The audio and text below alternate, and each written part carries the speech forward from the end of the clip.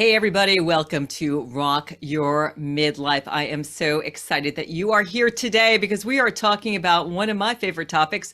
We're going to talk about harnessing your intuition and how you can get out of your own way and shine your divine light. And we have two beautiful soul sisters on today who are going to help you figure out what intuition is and how to really cultivate your intuitive wisdom. Because I find, having worked with hundreds of midlife women at this point, so often midlife women are like, why am I not happy? Well, one of the main reasons is that we're not tapping into this deep intuitive knowing that is really that higher self, the knowing of consciousness that can really help inform us of what is right. And I know that was really my situation. I have a question for you. How is your intuition? Are you able to understand things immediately without the need for conscious reasoning or deliberate thought? Or are you really in your big brain, really stuck with overthinking, ruminating, not listening? Well, again, that was really where I was at for years. And there's a lot of reasons why midlife women kind of get disconnected. It's not that it's not there anymore. We don't lose our intuition, but here are a couple of reasons why you might not be as tapped into as you could be. First of all, fear. We live in a culture right now that is I won't even say spoon feeding us. It's like bombarding us with fear. There's a lot of things happening in the world. And when you tune into the media, talk to friends, look at your own situation, it's super easy to activate your amygdala, your fear brain. And what that does is it puts you into fight, flight, or freeze. That is your reptilian lizard brains. Lizards don't have intuition. They are moving right on their instinct, right? They're asking, is this friend? Is this foe? Do I need to flee? Do I need to eat it? Do I need to have sex with it? What is this thing? And so when we are in fear, we really are not in that intuitive knowing. So that's number one. Number two is that midlife women have the highest rate of depression for any group for our age and gender. And the research suggests that depression as well as anxiety, and there's a lot of anxiety in midlife women. I think menopause can really mess with your sleep so that you're feeling kind of anxious and out of sorts, but that can really compromise your intuition.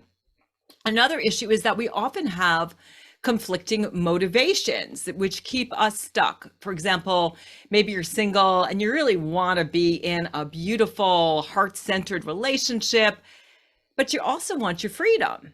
And, if you take a look at little kids, they know what they want. They're like, I want strawberry ice cream. I want to play. I want to watch this show. They know intuitively. And we, again, stop listening and cultivating that. I see that a lot too. I think a great example is being a dietitian, where I learned to categorize food into macronutrients, fat, carbohydrate, and protein, and vitamins and minerals, micronutrients, and stop listening to my intuition. If you listen to get a baby, right? Baby's like screams when it's hungry and it stops eating when it's full. And we lose that intuitive power. We have all of these conflicting motivations. We don't tap into it.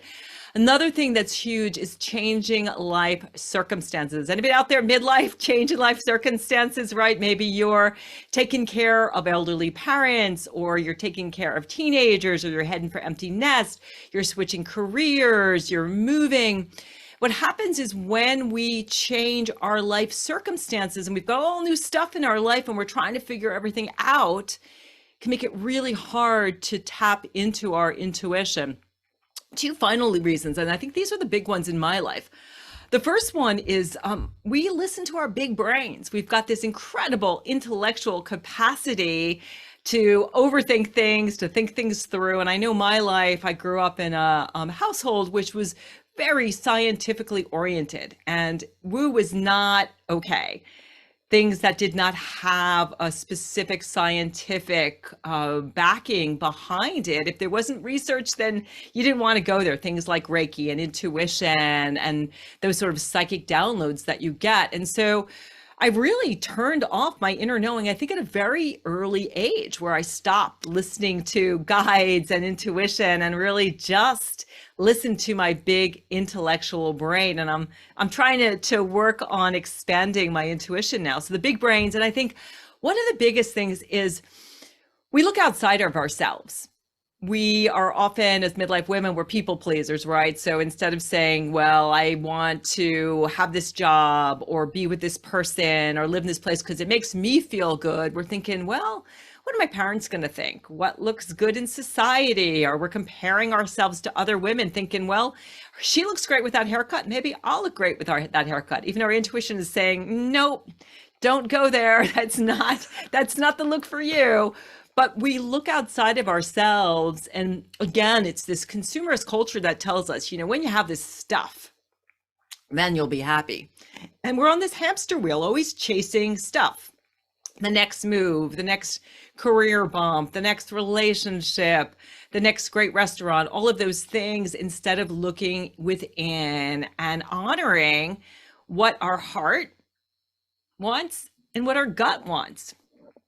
And so as a result, we overplan. We like constantly to, try to protect ourselves from uncertainty, because let's face it, uncertainty is scary, but that, when we do that, we really not only strangle our intuition, but we suck the joy out of life. Because to be joyful, you got to kind of be a little on the edge, for magical things to happen.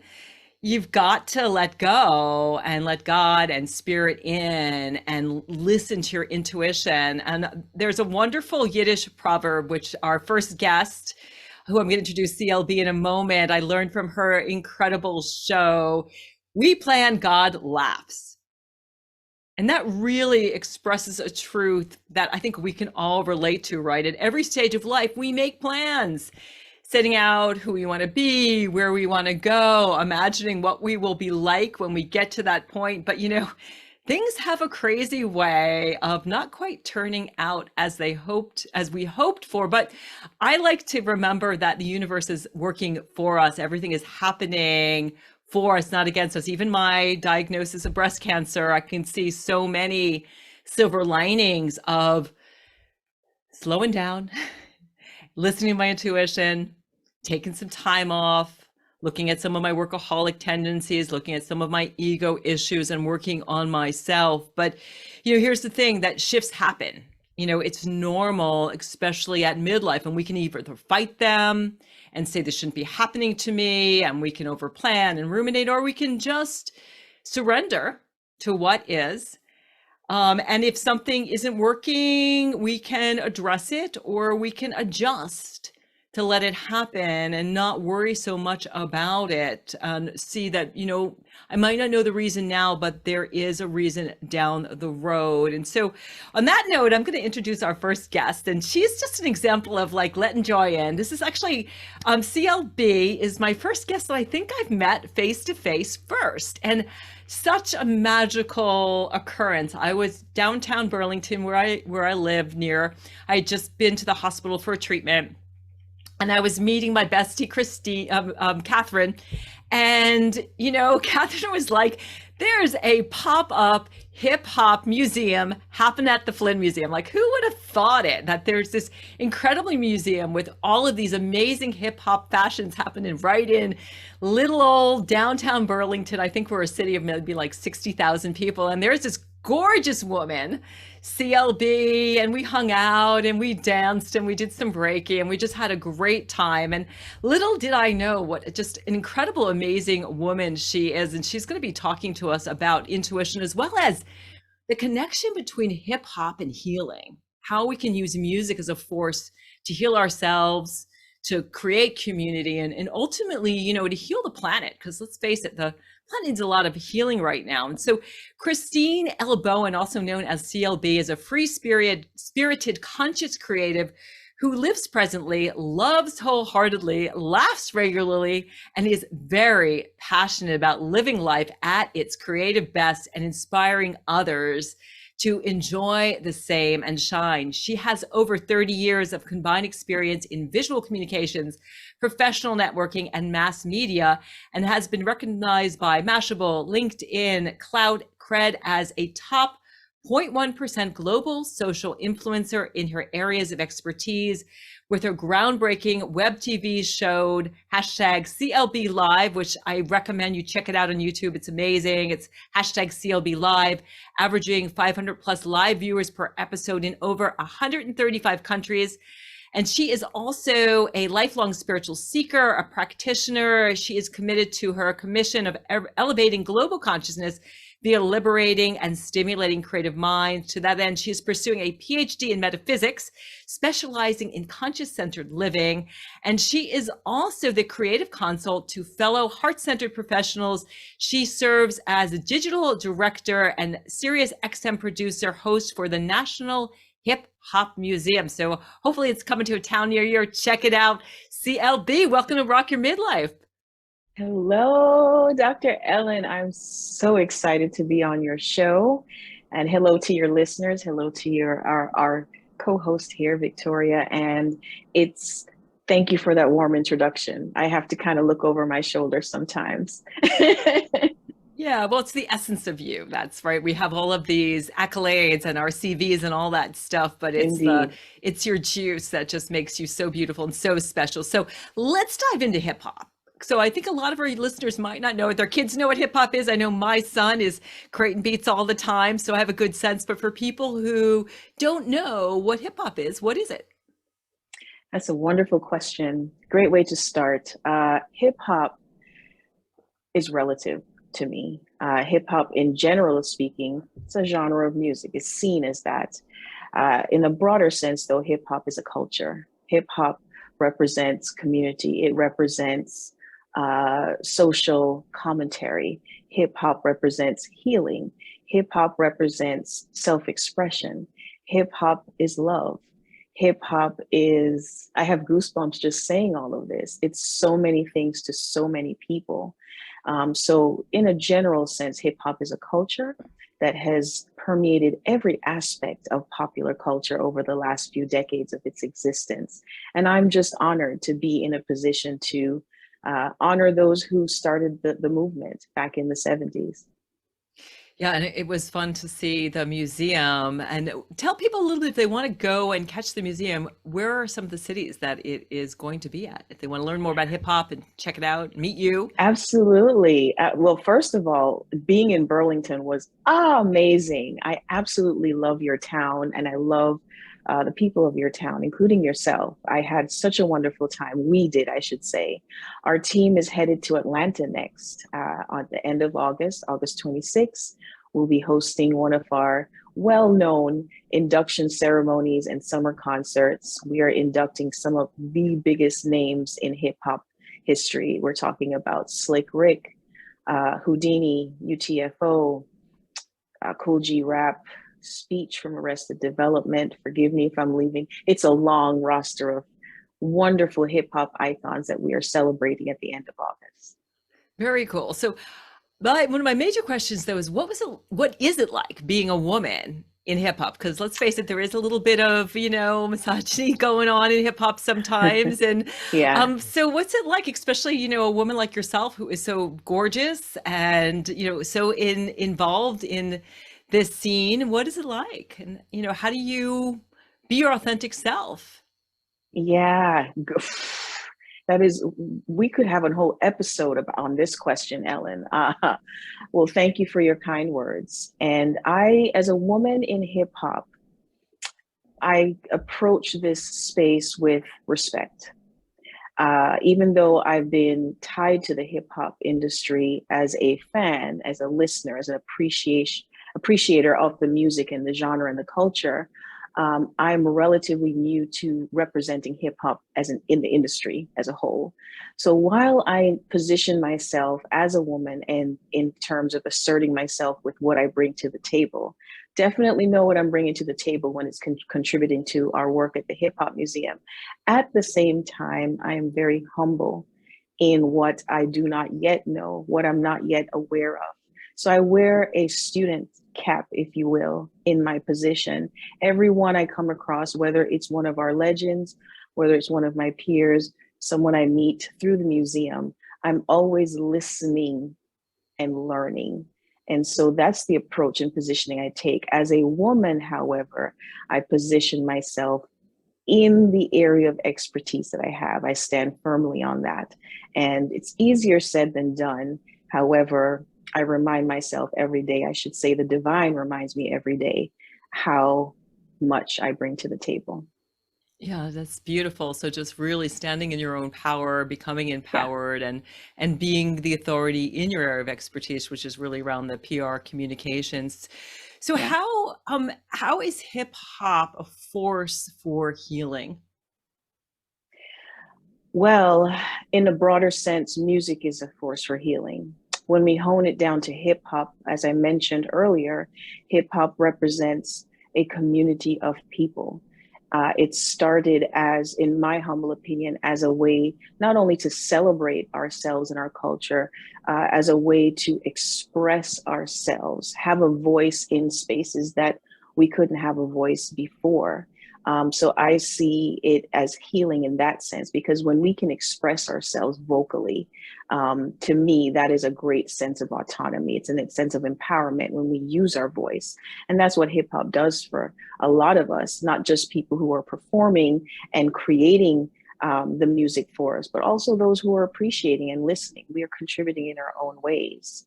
I hope I answered your question. Yeah, I think it's really it comes down to I think music elevates our vibration. So I think it's one of the things I Yes, tell people when, you're listening to music and it's if you're listening and you're feeling down, take a few minutes every day to find music that elevates your soul, your spirit. I think when I was talking earlier, I think it ultimately comes down to like living in this culture right now where there are powers that are really putting us into this place of soulful amnesia are really mm, dampening our spirit. And I think music, and I think humans have probably been creating music since there have been humans to some extent, having a voice and absolutely. singing. When, Hmm. Homo sapiens, I think having our vocal ability to communicate and music is an ability to raise your vibe, change how you're feeling. And also there's this connection, there's this oneness. And I love when you sign everything Definitely. as one love. Can Yes. you talk a little bit about how hip hop and music in general brings us all together and connects us as one species, which is what we need? I mean, my personal feeling is we should all be just coming together and saving the planet because of what's happening with climate control. We should be feeding each other and taking care of Absolutely. each other, not killing each other. Absolutely. Well, I'll answer as concisely as possible from a meta standpoint as well. Um, Music, as you shared, this is going broader than hip hop. It's, in my humble opinion, we are living in a time, let's start here, where communication, speech, vocal communication we're very saturated. Let's put it that way. There's a lot of value out here, don't get me wrong. However, our ears are buzzing almost from all of the tonality of speech. And so music brings a tonality, as you said, that elevates and goes above human intellect. Music does that, so does art. One of my favorite quotes these days is music and art are the guiding lights of the world. And that's a Picasso quote. Music allows us to speak a language that breaks all barriers. There's no racial barrier, there's no sexual barrier, there's no physical barrier in the music realm in that tonality.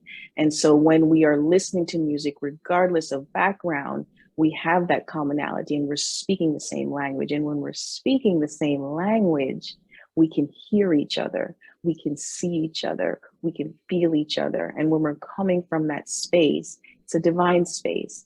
And in my humble opinion, divinity is equated to love. Love is the highest vibration, in my opinion. And when we're vibrating from that point, that is when we can heal, not just individually, collectively. That's where we can start to shift consciousness.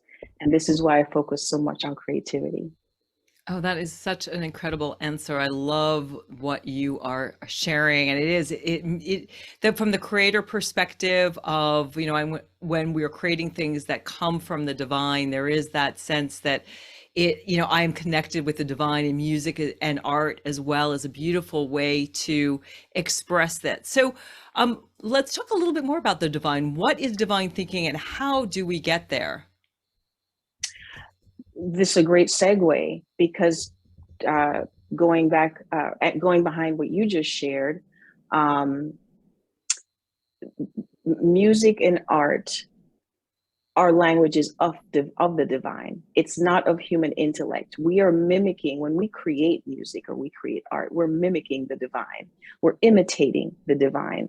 So all we really need to do to connect, we don't have to do anything special. We don't need a special stone. We don't need a special statue. We really don't need anything except looking up and looking out.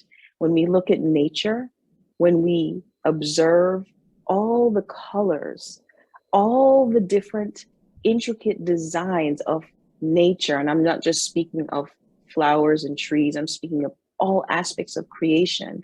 It fascinates me to this day, every single creation on this planet has an intricate individual blueprint and design. And with that comes tonality. Each of us have it. We're making music right now. We're creating music with the tones of our voice. And so that is what resonates with the divine. So when we are in that space beyond our human intellect and we're tapped into nature, we're tapped into creation, let's just put it under that umbrella. That is how we tap into divine consciousness. How do we get there? Getting still, breathing, and being intentional with that process. That's all we need to do. Like I said, we don't need anything special. We have aids. We do need aids because we are human and we have that big brain, as you mentioned. However, at the brass tacks, all we need is 5 minutes, 2 minutes. Can we do 30 seconds of just conscious in, out, in, out? And doing that in nature amplifies that connection to the divine. Yeah, and for bonus points, take your shoes off. That is Amen, my sister. favorite thing to do because, again, just getting back to vibration, and this isn't woo anymore. This is, we Yeah. know E equals MC squared. We know that energy and matter are interchangeable. When you get down to the atomic level, you can see that what we see as solid matter is vibrating, and all of this it is sound, it is light. And I love what you said. If you're listening and like, this all sounds really nice, but like, how do I tap into this? It's that simple. You take a breath, and the silence piece, and it goes back to what you said earlier, CLB, is there's so much noise. Sometimes I walk into people's homes, or I have a dear friend, and she's always got her headphones on. She's listening to the news constantly, as if something is going to maybe settle her soul. But we are so inundated by information and by sound and all that we don't listen to that sound of silence. We don't tap into our own hearts, our own guts, but we can. That's the cool thing. Yeah, we absolutely can. And it's if getting still may not be second nature to you, because I know a lot of us, especially in Western culture, we're used to going. Like you said, there's always something going on. Da, da, da. And so if we feel that getting still may not be the place to start, because we will sense that goes back to the intuition. Our intuition or our gut will tell us where to begin to connect to the divine. So if breathing doesn't sound like it's going to be your jam, then start with music, start with movement.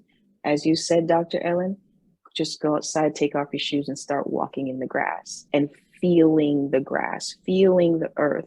That is all meditative type of activity that will connect us to the divine.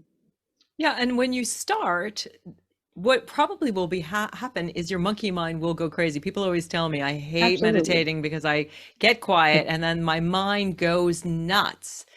Well, it's like, a crying baby, right? You've got to like, you let it cry and you let it do its thing and you observe it. Part of this is all about becoming that observing presence where you are, okay, this is my mind, these are my thoughts, but not attaching to them, of developing that connection with conscious knowing, which again, I think is that the divine connection that you are speaking of. So what are some of your other ideas around making that conscious divine connection? And also, since this show is all about intuition, building our intuitive power? Definitely through creativity. That is my number one mantra. When we are in creative mode, we are designed to be creators. We are imitators or in the image of the master creator, if you will. And that is an umbrella, in my opinion, not a single or individual presence. So, as creators, when we tap into our creative mind, we are absolutely freaking unstoppable, if I may put it that way. We are the most powerful creatures. It's just, as you say, the big brain is what really gets in the way of us remembering who we are. And this is why today, I'm sure we're sharing these steps and these tips, because it's reminding us of who we are. Every time we take that one step of being conscious, we're reminding ourselves that we are powerful, we are limitless, we are royalty, and we are magic. We have the power to do anything once we tap into the creative mind.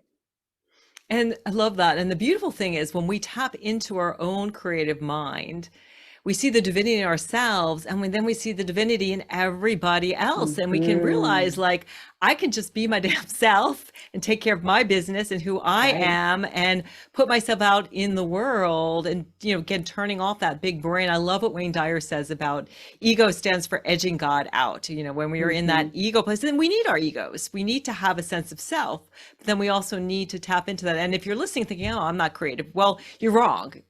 If take a moment and think about everything you've created in your life, whether that is kids, family. I know for me, it's cooking. My man has an incredible garden, and I just go in the back and I just pick and I really tap in. I put some music on and I start chopping and Yeah. zoodling and doing all kinds of things. So if you're listening thinking, I'm not, who me, I'm not creative, you really are. Yeah. And if I may, before we go to break, that we are creating every single moment of our existence. We are creating right now in the words that we speak. Words are master creators. When we put those words together, we are bringing things into existence, and it starts with our thoughts. And so when we sit down to get still, and those thoughts in the forefront of our mind and our lizard brain become more prominent because we're still, that's meant to happen, because it's our soul talking to us. It's our soul telling us what's on our mind. And so one of the best exercises I've done in my entire life when it comes to getting conscious is from Eckhart Tolle, The Power of Now. Get a pen and a pad. When you sit to get still and those thoughts start to bubble, write them down, because your soul is telling you what's wrong. Your soul is telling you how to fix it. Your soul just is looking for love. Beautiful. I love that. And it's just, this comes down, the biblical verse, in the beginning was the word, and the word was with God, and the word was God. And so we think about spelling, and spell have the same origin. So your words are Yes. power. So we're going to take a break, Yes. and we will be back with more words, more of CLB. And we're going to bring on Victoria Shaw, who is an intuitive counselor and expert. Continue this conversation. You're listening to Rock Your Midlife. We'll catch you on the other side.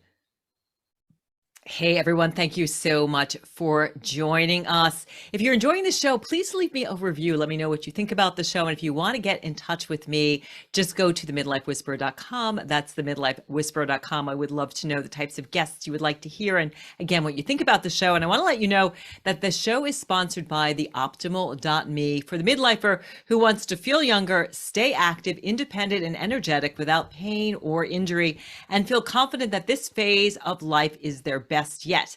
Take control of how you age with the optimal.me, because you're never too old to take a smarter approach to aging and give yourself the freedom to make this chapter whatever you hoped for and more. I've been loving their integrative movement exercises. If you want to check it out for yourself, get more mobility, get fitter, get stronger, get more flexible, check out the optimal.me, and your first 30 days are absolutely free.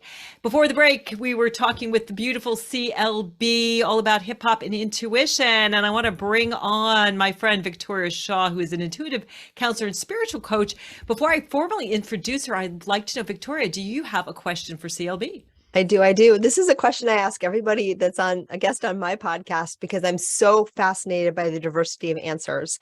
So how do you experience your intuition? Ooh, that's a great question, Victoria. How do I experience my intuition? Lately, I would say since this second half, if you will, 4 years ago, I separated from a very long-term relationship, which was a marriage as well. And so I've noticed since then that communication has been happening through numbers, numerically, and through technology. And so if there are glitches with technology, for example, what happened earlier today, that's a sign that divine guidance is with me. And so also I'm receiving messages numerically. So this year it's been primarily 5s and 4s. And so that has to do with also your divine guides being with you. So that's been my message as of late. And I love that question. I love Thanks that for asking. answer. Love that. Thank you. Yeah, that is beautiful. I think it's a really good thing too, because I think a lot of people, again, we do this comparison thing, and we're like, well, I don't listen, if I don't hear angels, and if I don't hear guides, Right. if I don't see things, then I must not be spiritual intuitive. And that used to kind of be my jam. And then I realized, like you, I see numbers. I mean, and also my tigers are my power. I mean, I'll walk in a store, or I'll see a tiger, and then I remember, or I'll see a rainbow, certain things in nature. Today, I saw an incredible young buck just run by me, Oh, and it wow. was just such well, I live in Vermont. We've got like hundreds of deer here on the island. Anyway, let's introduce our next guest. Victoria Shaw is an intuitive counselor and spiritual coach who combines her background and training in psychology and counseling with intuitive guidance to help clients heal, grow, and realize their full spiritual and personal potential. She takes a holistic approach to counseling, addressing clients' concerns on the mind, body, spiritual levels. She especially loves working with people who are committed to using their life experiences or struggles to fuel their own spiritual awakening. Victoria is the author of 4 self-help books for parents, children, and teens, and the host of the Intuitive Connection podcast. And I should say too that you are a PhD psychologist too. I am a PhD psychologist, Ivy League trained, in fact. Yeah. So let's start off talking about that. How did you make that switch from, the world? And I understand that being a registered dietitian, clinical nutritionist, of making that switch from working clinically, hopefully getting reimbursed for a health plan, to kind of saying, nope, I want to change the lanes and do this instead. Tell us a little bit about how you went from being an Ivy League trained psychologist to a person who spends her time speaking to spirit guides and helping other people connect to their intuition. Right. Yeah, it's a great question. And for me, it's not as discreet as you think it would be, because everything that I did in my life without realizing it was always very deeply spiritually guided. And every good thing I remember as a child, realizing everything quote unquote good that happened to me always seemed to fall in my lap, including going to Princeton. Like, it wasn't anything that I planned. It just was a series of things that kind of fell in my lap, and I found myself there. As I continued down the academic journey, however, I started to lose touch with that. And I didn't grow up in a spiritual family, so spirituality wasn't a word that was really used. And like you, Ellen, we are very intellectually focused, so I was really pushed in that direction. But I grew up with learning disabilities, so I had to work my butt off to be successful in the intellectual realm. I mean, I did okay, but it did not come easily. And so I think that it was good in a way, because I always used my right brain. I always used my creativity. I was always hearing my guidance, even though I didn't know what it was called. And it wasn't until the end of my academic journey that I really realized all of the joy, all of the life, all of the passion had been squeezed right out of me. I was doing research at a very high level. I was a research psychologist, and I was starting to feel like, wow, those passionate questions that got me into the field of psychology, there was no way to answer them in this very left-brained, very research-based. And I love research, but what I was doing, it just, the passion was gone. And I remember asking my advisor, who was about as high as a person could be in the field of that we were in the field of cognitive psychology, asking him, okay, so when do we get to ask the big questions? Because he was philosophically minded as well. And he said, I don't know.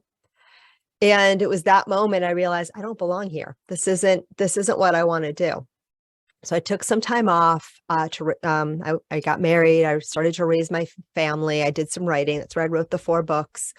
But I just knew there was something I was supposed to be doing, and I didn't know what it was. And, I spent, maybe 4 or 5, maybe more, a bunch of years with that feeling of like, wait, what is my purpose? And I would try different things and nothing would really land. And at the same time, my kids were struggling.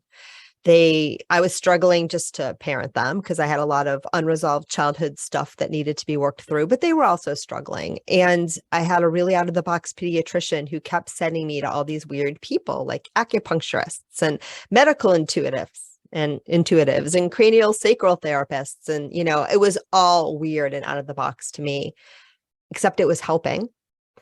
And the message I kept getting from all of them was, you are so intuitive. What are you going to do with it?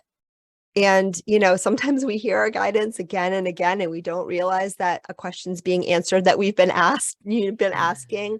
But eventually I got the memo. And the moment I took my first intuition development class, the moment I made that commitment, everything about my life changed. It changed radically. It changed for the better. And I've never looked back.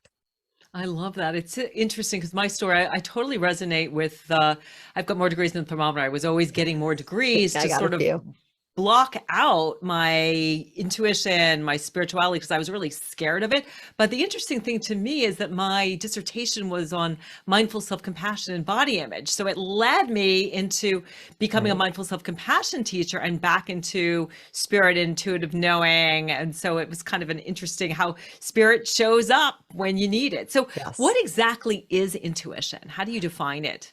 The way that I look at intuition is, look, we're all human. We're all spiritual beings having a human experience. That's what I believe. And I believe that intuition is that spiritual GPS. It's the direct line to your soul. It's the part of yourself that knows all, right? Your higher self. And your intuition is that connection back to that. And so it's that way of knowing that has nothing to do with our mind. Your mind, which is something I studied at the Ivy League level for a very long time, is something that is socially constructed. It's something that we learn. It's a consensual thing.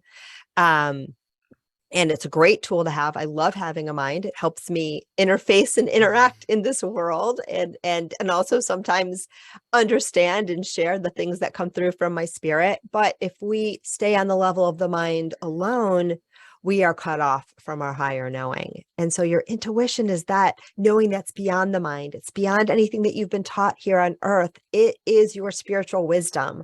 And we all have it. It's just a matter of quieting down a little bit so that we can hear it more clearly.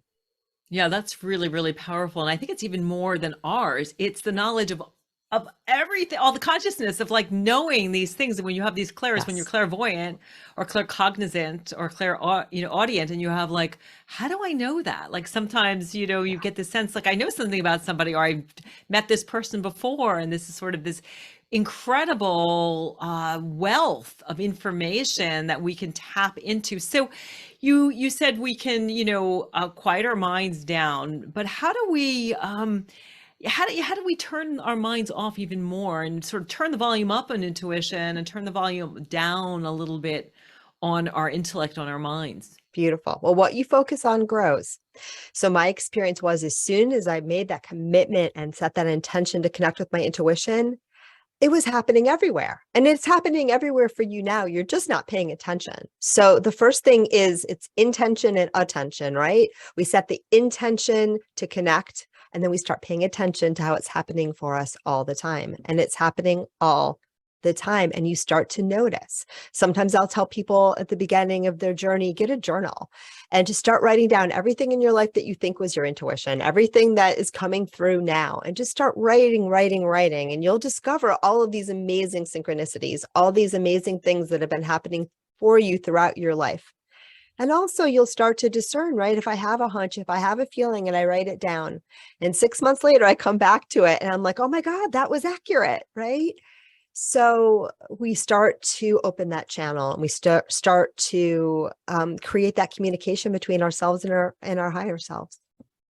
But then how do we tell the difference between intuition and wishful thinking? That's a great question. I love that one. Intuition is usually really, really calm. It's clear. It's not attached to an outcome. Now, there have been times in my life when I got a very strong hit to do something. I went to Egypt in 2019 and I felt like I was being hit over the head with like, you have to do this. But I had no burning intellectual desire to go to Egypt. I'd never thought about it before in my life. This came completely out of the blue. And though it was a very strong feeling, it wasn't something, that my mind would have chosen. So sometimes that can help us too, when it's something that's really surprising or something that you wouldn't have thought of otherwise. Those are usually good signs that it's your intuition. Like no one who knew me pre 2019 would say, oh, Victoria is going to go travel to Egypt. Now it seems very natural. But anyway, so starting with things that you don't have a very strong attachment to how it's supposed to go will really help. If you have a feeling like, oh my God, I know this is going to happen. I've wanted this my whole life. And it could still happen, but it's more likely to be your mind if you're very attached. But also it's trial and error. So it's really allowing yourself to feel into these things. And the more that you feel into it and the more that you listen and the more that you notice, the more you'll naturally start to discern the difference. Right? Because life will show you. But usually your intuition is clear, it's calm, and that we have no emotions on the other side and we have no judgment. So if something is very emotionally laden, if something is, if you feel like your intuition is judging you, it's not your intuition. Yeah, that's power. So clear and non-judgy. And I also tell people, start off with things that don't really matter. Like I like to have people do things like just tap into your intuition. What do I feel like wearing today? What color do I want to wear? Or what route do I want to take to work? Or do I want to have coffee or tea for breakfast this morning? And getting back to CLB, what kind of music would I like to listen to? Things that there's no stake involved. You can't be wrong. Like if you decide to take a different route to work, and maybe you take that route to work, or like I did, meeting my friend Catherine and running into CLB, it was like, yeah, you're going to go. And instead of saying, oh, I'm kind of tired, I'm going to go home. Like, yeah, I need to meet with Catherine. I had this the other day. I needed to get blood drawn and I'd been putting it off. And I was just like, okay, you need to get your blood drawn today. And I ran into an acquaintance in the blood draw, and my God, she needed healing. And I sat there as we were waiting to get our blood draw, giving her Reiki. And I was like, okay, this is why my intuition was telling me, get your blood drawn now. But start off with things where it doesn't really matter, just to play. And play, I think, is a good thing too. I think as we get to midlife and it's like, we forget how to play, but Play is huge. Play is huge because your intuition is not serious. People are serious. Your mind is serious, but intuition is not serious. Intuition is fun. It's joyful. It's uplifting. And play it's purpose driven, but it's purpose driven in a deeper sense, right? It's driven by your curiosity. It's driven by your excitement. It's driven by like what's going to bring you joy.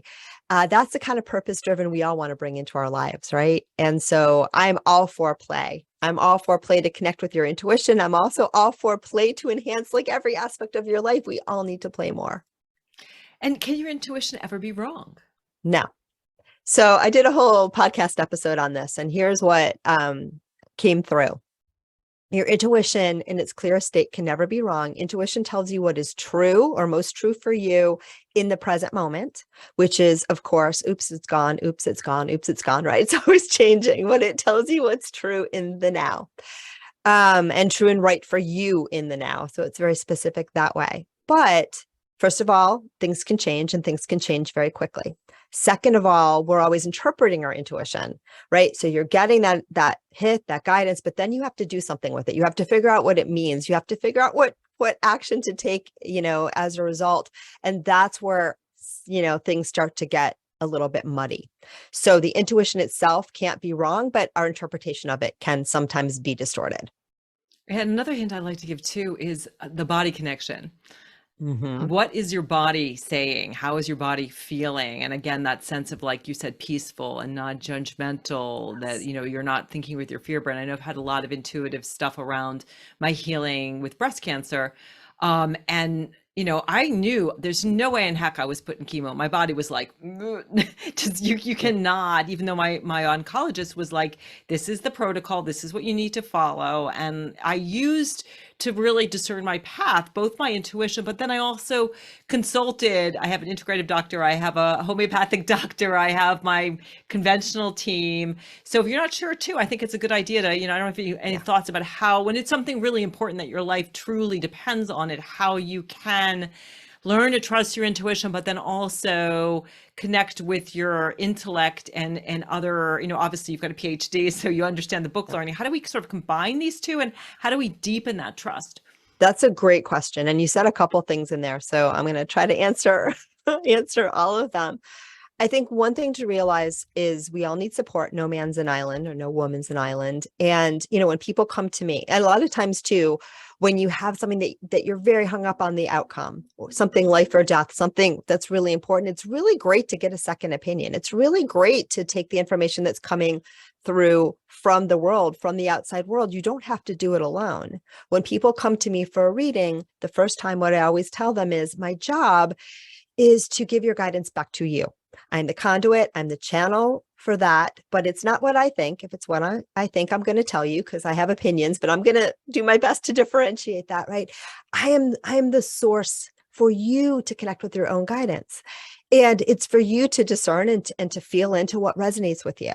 And I think that's an approach to life, right? It's an approach to life. If I'm reading a book, if I'm talking to a doctor, if I'm listening to a podcast, if I'm going to a psychic, right? Whatever I'm doing, I want to always feel back what resonates, what stands out, what messages am I hearing again and again and again and again that feel uplifting and empowering? Because again, that's your intuition as well. That's your intuition as well. And that's the sense that you're born with, that GPS that helps you navigate your life from that higher plane. Yeah, I love that answer. And I love too to just consult with my heart. And I know my heart these days is always giving me messages about gratitude. It's just like, I'm so blessed, things are so good. Connecting with my gut, sort of that, gut instinct. My gut's feeling happy, my literal gut. I know that I'm sort of in the right direction. Then sort of connecting with that third eye. So what are spirit guides, and how do we connect with them? Okay. So here's the way I understand spirit guides. When you come into this human existence, right, you get a little blindfold, right? You forget your divine origins. You forget all the stuff that you know. Now, some of us remember more than others, but for the most part, we forget. We forget that we're more than human beings, right? We forget that more than the 3D world exists. Your spirit guides don't forget. They remember everything. They remember why you're here. They remember your purpose, and they are here to support you and keep that bird's eye perspective, even when you have the blindfold on. So I think of it sometimes, if you've ever done one of those team building exercises where you have to go through, one person's blindfolded and they're going through an obstacle course and everybody else is hands off, but they're guiding them through. Your spirit guides are the ones guiding you through. They can't do it for you. They can't pick you up and carry you over an obstacle, even though you might ask them many times. I know I have. But they will offer guidance. They will help you. They will support you. And, the more you listen to them too, the more it reawakens that deeper knowing in you. So you start to get little glimpses of your very own right through that blindfold, and the blindfold gets thinner. So, but sometimes when that blindfold's really thick, it's good to know that we have this support, and everybody has them. And we have to ask. That's so key. You have to, well, they're always there. They're always nudging. They're always supporting us. They're always guiding us, even if we don't even know that they're there. But when we ask, that connection becomes much more powerful and much more intentional. Absolutely. All right. We're going to bring CLB back, because I bet CLB has a juicy question for you. We've got about 2.5 minutes left. CLB, do you have a question for Victoria? I sure do. I've enjoyed everything you've shared Aw. so far, Victoria, and resonate 100%. So thank you for that. Oh, thank My you. question, absolutely. My question for you is similar. It's a question I ask many of my guests, and it goes back into the music realm. What is one power song that you have to empower yourself spiritually, mentally, just physically, just what gets you moving in that intuitive role? That's a really good question. I'm a music lover, not hip hop, but but I'm a music lover. Right Likewise. now, my favorite song is "Living of Love" by the Avett Brothers. Um, Hmm, yeah. Um, okay. I don't know if it gets me into my intuition so much, but I love the song, and I just love the beautifulness of Seth Avett's voice on that song. But I'm a big music lover, and I really like to combine music and movement. So I listen to a lot of like yoga music, and I don't even know what I listen to half the time. And sometimes the music is in my very own head, but I love to just listen to music and move my body, just Mm, however it wants to move. And that really gets me in the flow, and that just gets me feeling so good. So that's something I've been doing a lot and would love to even do more of.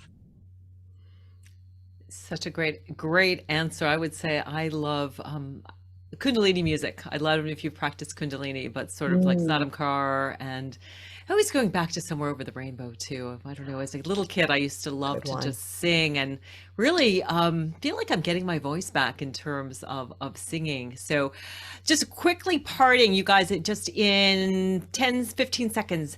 CLB, how are you rocking your midlife? I'm rocking my midlife by being exactly who I was designed to be, unapologetically, powerfully, consciously, and lovingly. I love that. And where can people get in touch with you? I am CLB.online, and thank you so much for having me. Oh, a pleasure. And same question, Victoria. How are you rocking your Ah, midlife? I like And CLB's answer. Yeah, just doing my thing. And really, I think this is such a great time in our lives to just be who you are. Be who you are. I want to just share my gifts with the world and have a blast doing it. And you can reach me at victoriashawintuitive.com. all right, awesome. Well, Victoria, CLB, this has just been such a beautiful show. One love to both of you. Thank you so much for being here. Everyone, for listening, thank Yay. you so much. I hope that you have gained some wisdom and are going to be tapping into your intuition. Thank you so much for joining us. Again, if you want to get in touch with me, it's themidlifewhisperer.com, and leave me a review. I would love to know what you think about the show and the types of guests you'd like to hear. We'll see you in the next episode. All right, you're clear. Good job, everybody.